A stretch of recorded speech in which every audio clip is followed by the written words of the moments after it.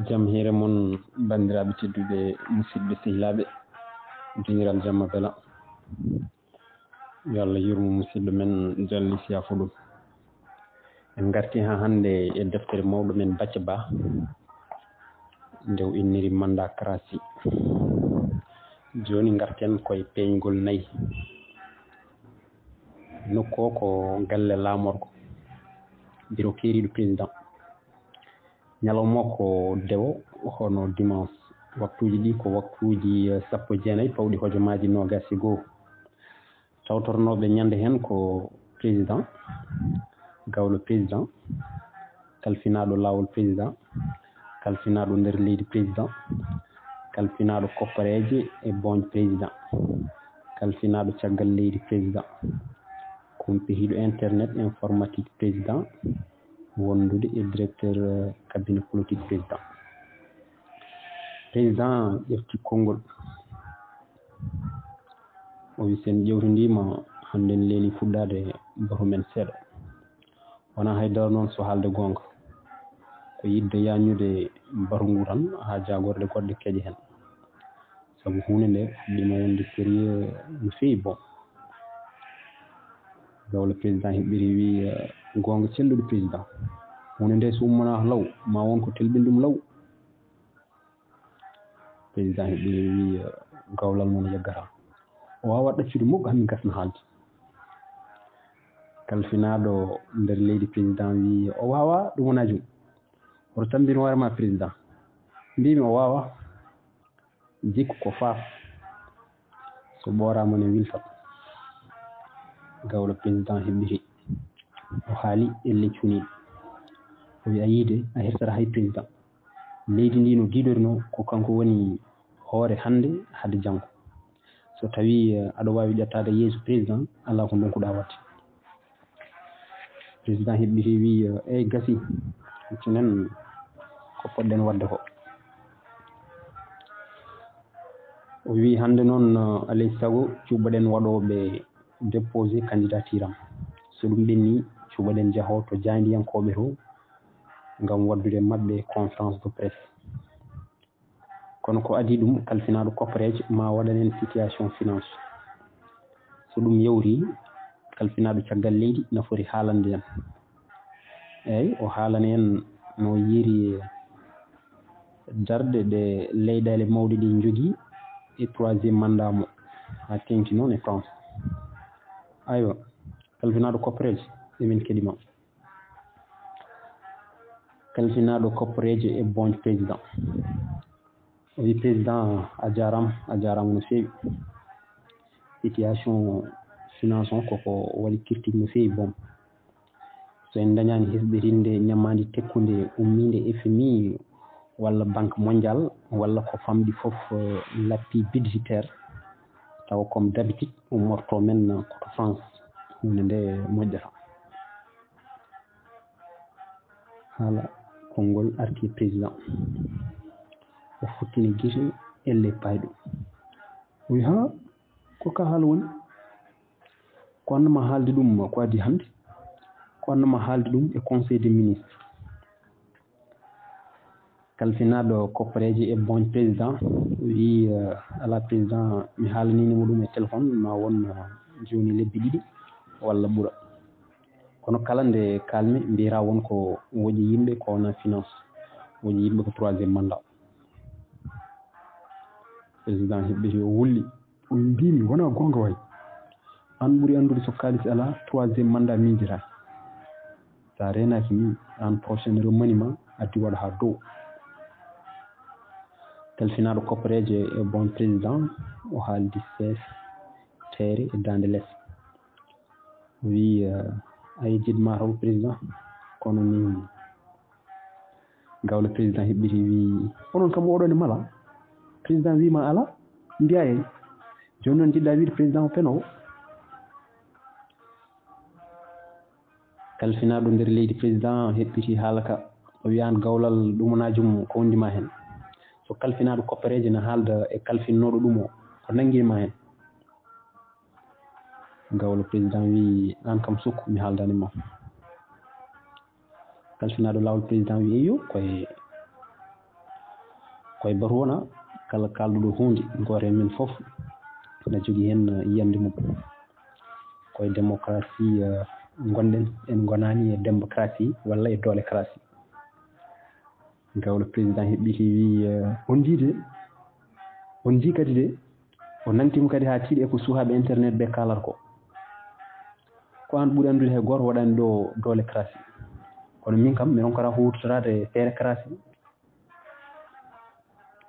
kalfinaɗo lawol président o jaali o foɓɓi kelle o iyo gawlal bravo gawlal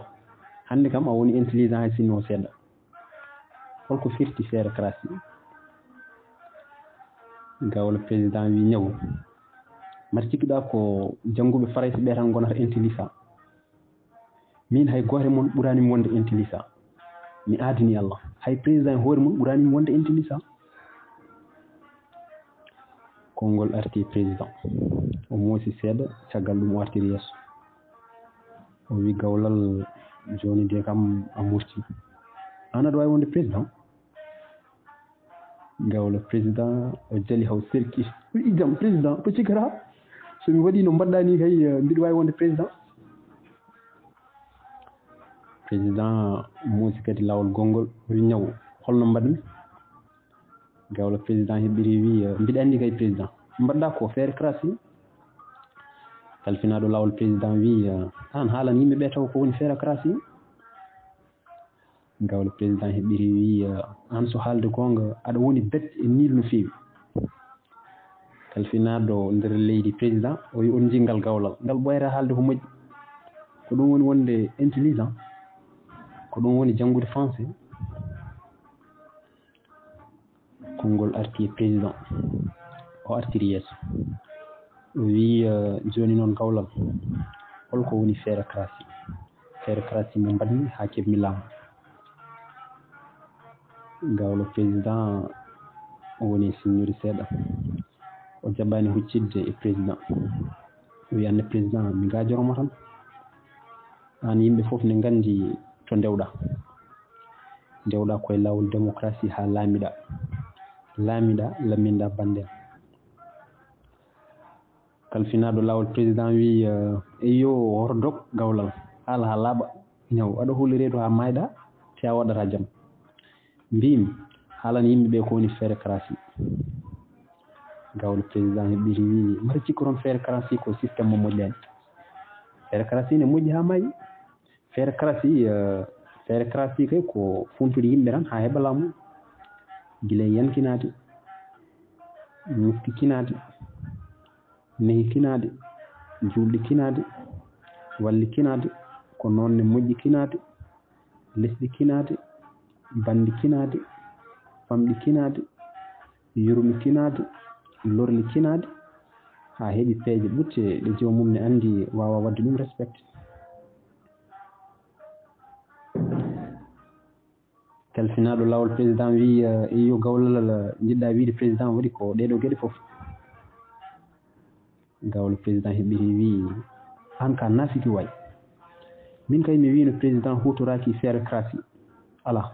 président hutori ko démocratie an ala ko jiɗɗa so wona rendindemi président noon hay goto e mon heeƴani hakkude amen so ɗum foof yawri haaloy pulaar mbi funti laami ɓoy felli laami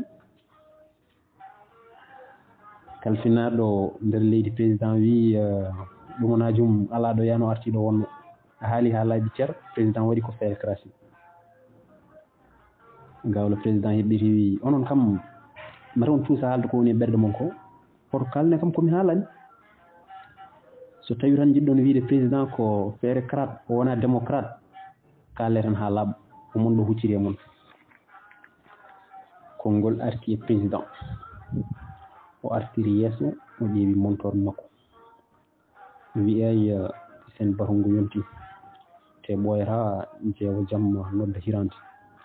normalement omo fonno tawtorede kono ko haalullaji mon ɗi gasa ɗi ngala hoore ngala laaci woni ɗi o wawa muñde batu pangu ma kalfinaɗo koppareje jokkit jangtol mum ko noon kalfinaɗo caggal leydi mi yejjitani kalfinaɗo internet e situation suuhaɓe huuɗaɓe Allah ɓe mi yejjitani kadi directeur cabinet politique ko noon ne fotɓe yaade to presse e wadde défendre candidature am. o ummi kamɓe fof ɓe gummi mbaru fusi ridoji telli. joni ngaren e peeñgol 5 nokku o ko galle laamorgo bureau keeriɗo président. ñalawma o ko hoore biir hono aset. waktuji ɗi ko waktuji 19 pawɗi hojomaji 21. tawtornoɓe ñande hen ko président gawlo président kalfinaɗo lawol président kalfinaɗo nder leydi président kalfinaɗo koppareje e bonde président kalfinaɗo caggal leydi président. président ƴefti konngol wi on calminama. gawlo président o jali haw serkiti o wi he hande de président salmini yimɓe. président heɓɓi wi kawlal so aɗa wawi calmitoɗa sa wawa deƴa. gawlo président wi mboɗo wawi kay président wondi batuji men jawruɗi ɗi foof a meeɗani calminde kewnoɗa arde tan ko aɗa artiri yeeso ko ɗum de hayimi hen kono wona haydara président. kalfinaɗo nder leydi président o wi ngal gawlal ne heewi picci paccaji e maykaji ɗi gasata yimɓe kuccan waalo tan kanko kucca jeeri. président heɓɓiri wi so renakimi wonta tawtorede boro wona on jii ko mbaɗmi sehilamo de. gawlo président heɓɓiri wi min de mi anda goɗɗo kono mi yi. kalfinaɗo nder leydi président wi holko waɗa ɗumanajum. gawlo président wi ko min namdoɗa ko waɗa te bannoɗo nanɗo hucciri e ma. kalfinaɗo lawol président wi ko an woni koyɗe président ko an woni noppi président ko an woni guite président woni juuɗe président hay miijo président ko an ngari somo sifa décret nomde walla riwde ko an o disno ko mata wona ko an woni ministre conseil ɓurɗo mawnude e ministére uji ɗi. gawlo président jaleɗe beltiɗo o wi heyi hoto hay goto e moon yettinam ɗo mi yettaki koy o janggani tarani beele ne wawi heedande président e ɗeɗo gueɗe. kalfinaɗo lawol président ne jaali o wi oto farnade tawi en ni an ɓuuri andude a wawa wallude président ko foti no ceeɓidi mesalal. konngol arti e président o hucciri e kalfinaɗo koppareje e bonde président o wi kalfinaɗo koppareje holto situation financiére o tolni. yecci hanki e hakkude conseil de ministre a wino aɗa haala ko faari hen kono kelmami yitere deƴƴuɗa a faami. hunde nde mi yiiɗa yaaji e nder gouvernement o ngati eɗen jogui alliéji ɗi kolnahi no feewi te oɗon gandi hakkude men e mabɓe ko galgal mo gasata. gawlo président heeɓi wi président so haalde gonga ko an de fuɗɗi sa wi aɗa hefta ministre aji mabɓe kay ɓe gonta hoolademo. président artiri yeeso ko ɗum woni politique e nder politique kala bawɗo goɗɗo fiya te ha muusi ne fay. gawlo président heeɓiri wi kono wona alliéji ma kay président. président wi wondi ko sa helani bibje mabɓe kaddaɓe juuɗe kamɓe ɓe kelaɗe ma ɓe ɓarfinma e leydi te mbiɗi sikki wona sikkude ni ko yenanede wone mabɓe ɓe jogorani hawrude 3e mandat o. gawlo président wi min kam mbiɗa andi hen goto koyngal makko nanal ngal nana e nder gouvernement o ñamal ngal nani e boowal. kalfinaɗo nder leydi président wi gawlal ɗumanajum haal ko jeneneɗa. gawlo président wi ko min haali président ne andi ɗum maro ko kulɗo tan. konngol arti président wayno laawiɗo seeɗi ni o wi kulol holko jiɗɗa wiide gawlal min beele wonmo kulmi aduna o kala ganduɗo parcours am ne andi kulɗo reedu wayatano anni mi hulani reedu nde gommi opposant nde saaho joni nde police gendarme e justice foof goni koye juuɗam. konngol arti e gawlo président o haaldi seesa elle nimsoro e haala makko ka o wi ala président mi gaajoro tan mi gaajoto mon tan mi haalat tan Allah ne andi a wona kulɗo reedu a hulani opposant ji saha alliéji konngol arti e kalfinaɗo nder leydi président o haaldi jaleɓe jalkito o wi gawlal a fali ɗemgal jiɗɗa wiide tigi président kulɗo reedu gawle président heɓɓiri wi hoto haalnam komi haalani so tawi jiɗɗa wiide président kulɗo reedu haalan hoore ma kalfinaɗo lawol président ƴeftiti konngol o wi eyyo gawlal hoto tampini yimɓe ɓe kadi président kulɗo reedu yo walla ko sirɗo reedu yo ɗum laaɓata ko troisiéme mandat o kalfinaɗo nder leydi président e heɓɓiri wi ɗum kay wona président tan jambaragal men ko joni feeñata e oɗo troisiéme mandat o kaljinɗo yimɓe firtuɗo leyɗele o jiɓɗo laamuji waɗi kuddetaji gawlo président moosi o wi on nani bone holko haali ɗo haala kuddetane kalfinaɗo nder leydi président heɓɓiti ɓamtidande o wi ko min haali ɗo haala kuddeta gati ino wayno kala leydi etinodi wadde troisiéme mandat ko gotel e gueɗe tati goho ma woni président o foolama e woteji ɗi o yuɓɓini ɗiɗi ma woni seppoji keewi o dogi tati ma woni o waɗama kuddeta gawle président heɓɓi wi so Allah jaaɓi jaabima président dañata hay gotel e ɗeɗo gueɗe tati ɗe limtuɗa kalfinaɗo nder leydi président heɓɓiri wi sirani tan ɗum wona jum ko rentade ɓuuri safrade gawle président heɓɓiti kadi o moosi o wi président oɗo kam joni natti holnade mbaɗa pewjata ko kuddeta kalfinaɗo nder leydi président wi min beele mbiɗa wawi fewjude kuddeta woto dillinɗo ni président gawle président wi mbaɗa wona ko an halfina ndenka leydi kisal mum kalfinaɗo nder leydi président wi joni noon konngol arti e président o wi joni noon kuccanen ko wanno en badde hande ko aywa kalfinaɗo koppereje emin keɗima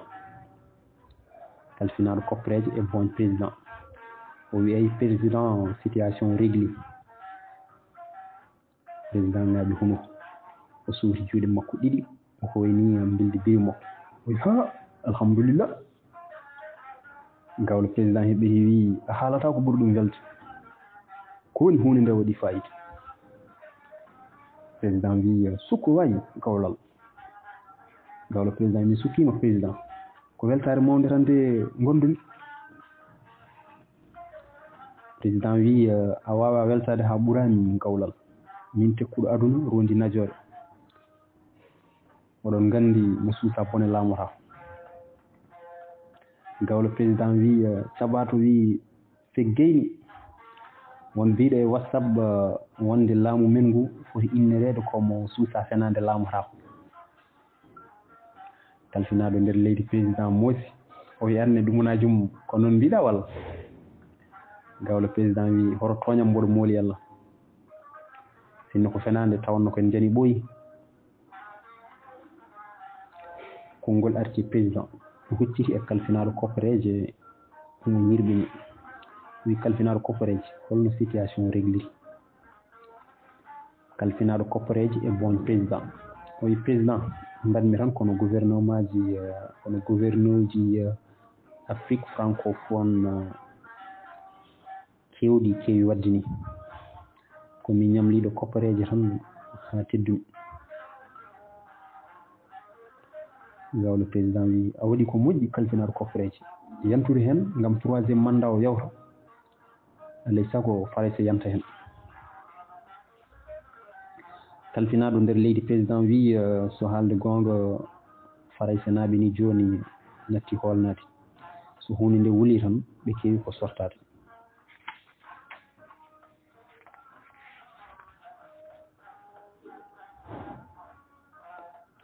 kalfinaɗo lawol président wi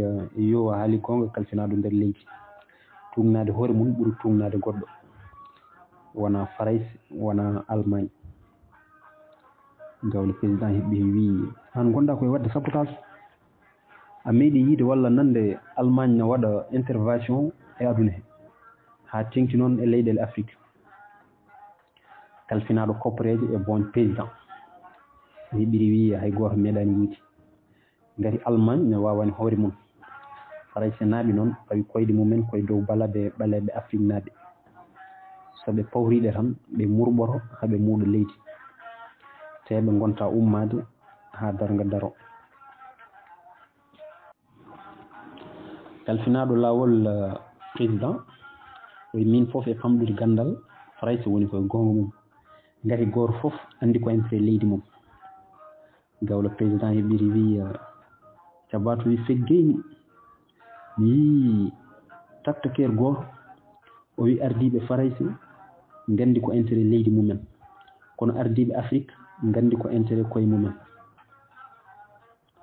kalfinaɗo nder leydi président wi joni noon kadi ɗumanajum jiɗɗa wiide ko président andi tan ko intérêt hoore mum gawlo président heɓiri wi oto toñam kadi mboɗo mooli Allah kalmi ko taktakere o haali ko kalfinaɗo lawol président wi ñaw aɗa huliri to haalata jaam wona taktakere wiyete ko tiktokeur gawlo président heɓiri wi eno wawi wiyede foof eko mbawɗon miijade foof min kam mi wiyani wonde président andi tan ko intérêt hoore mum sinno ko ɗum wonno tawanno wayani ɓooyi kalfinaɗo lawol président wi